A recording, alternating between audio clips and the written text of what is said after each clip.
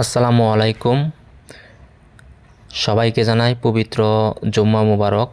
জুম্মার দিন আমাদের বাড়ির পেছনে একটি মসজিদ, 2-3 মিনিট লাগে হেঁটে যেতে। আমি ওই মসজিদে আজকে নামাজ পড়ব। প্রতিনিয়ত এই মসজিদেই আমি নামাজ পড়ি। গ্রামের মসজিদ, ছোট হলেও অনেক মানুষ কিন্তু এই মসজিদে নামাজ পড়েন। আমিও কিন্তু চলে যাচ্ছি। তো যাই হোক, আজকে শুক্রবার, পবিত্র জুম্মার দিন। এই ভিডিওটি দেখলে আশা করি বুঝতে পারবেন যে মানুষ গ্রামে কিভাবে নামাজ পড়েন, গ্রামের মসজিদগুলো দেখতে কেমন। গ্রামে সবাই মিলে নামাজ পড়ার কিন্তু মজাই অন্যরকম। কারণ বাসার চেয়ে কিন্তু মসজিদে গিয়ে নামাজ পড়লে কিন্তু আপনার 27 গুণ সওয়াব বেশি। আমরা অনেকেই কিন্তু বাসায় নামাজ পড়তে চাই না, আমরা কি করব, মসজিদে গিয়ে নামাজ পড়ব।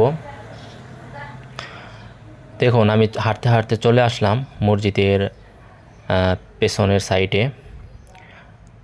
এখন আমি সামনে যাব মসজিদের। দেখুন, মসজিদের পাশেই কিন্তু অনেকগুলো নারকেল গাছ। পাশাপাশি মসজিদে কিন্তু নতুন করে আবার বাউন্ডারি করেছেন, গেট লাগানো হয়েছে। মাশাআল্লাহ, দেখে ভালোই লাগবে মসজিদগুলো। এই মসজিদ কিন্তু পুরাতন না, এটা নতুন একটি মসজিদ, ছোট একটি মসজিদ। গ্রামের মুসল্লিরা কিন্তু এই মসজিদে কিন্তু নামাজ আদায় করেন।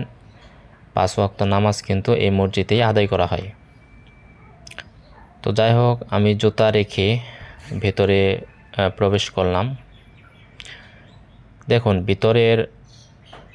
ভিতরের কিন্তু অনেক সুন্দর। মসজিদের ভিতরের অংশ প্রত্যেকটা সাইডে কিন্তু আপনার সুন্দর করে কিন্তু আর্টিস্ট করা হয়েছে। ছোট হলেও কিন্তু মসজিদটি অনেক উন্নত মানের, টাইলস করা হয়েছে চারিদিকে। আমার ভাগিনাও কিন্তু চলে আসছে মসজিদে নামাজ পড়ার জন্য।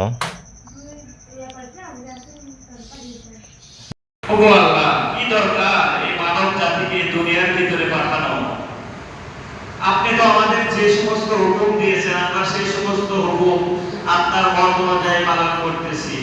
আপনি একজনকে সিজদায় রাখিয়ে দিয়েছেন, সে ব্যক্তি, সে নবী কিয়ামতের আগ পর্যন্ত সিজদায় থাকবে। আপনি একজনকে এক এক রকম দায়িত্ব দিয়েছেন, সে তো সেই দায়িত্ব কঠোরভাবে পালন করতেছে। তাহলে কি দরকার এই আদম জাতিকে দুনিয়ার ভিতরে প্রয়োগ করা?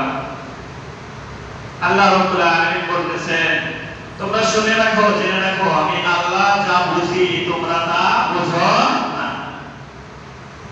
আল্লাহ রাব্বুল আলামিন এই মানব জাতিকে দুনিয়ার ভিতরে প্রয়োগ করলেন, দুনিয়ার ভিতরে পাঠালেন। পাঠানোর পর শুধু ক্ষান্ত করলেন না, বরঞ্চ আল্লাহ রাব্বুল আলামিন এই মানব জাতিকে খলাকতুন নাস বললেন, এই মানব জাতি হলো উত্তম জাতি। এই মানব জাতির উপর উত্তম কোন জিনিস নাই।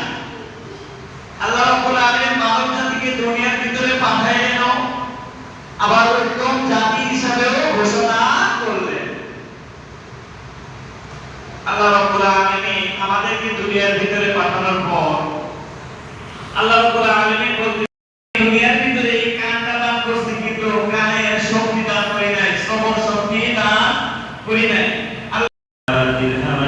وإنما ورث العلم فمن أخذه أخذ بحظ وافر. وقال عليه الصلاة والسلام طلب العلم فريضة على كل مسلم. وقال عليه الصلاة والسلام